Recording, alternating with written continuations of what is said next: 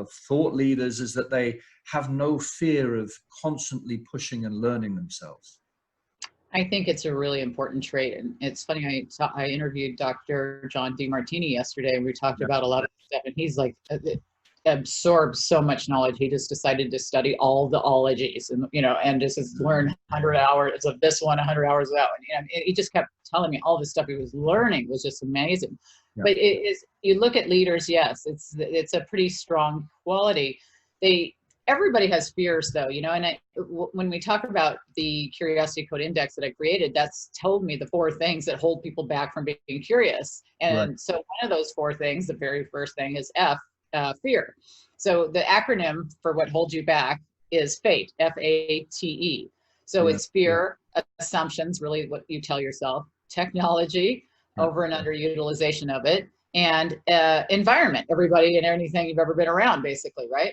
So when you talk about fear, that was what I expected more than anything of what would hold people back. I mean, even leaders don't want to look dumb. I mean, who wants to feel like they look unprepared? And when I put a thread out in LinkedIn originally, before I did my research of thousands of people over all these years, I started first at LinkedIn with a thread saying, what holds you back from being curious?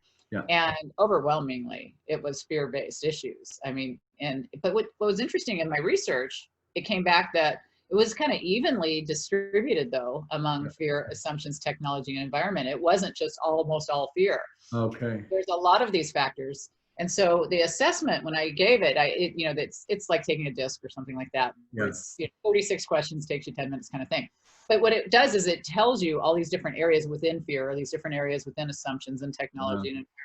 And that was really interesting to me, because I assumed you'd have a lot of fear-based things, and you do. But it's much more than just fear.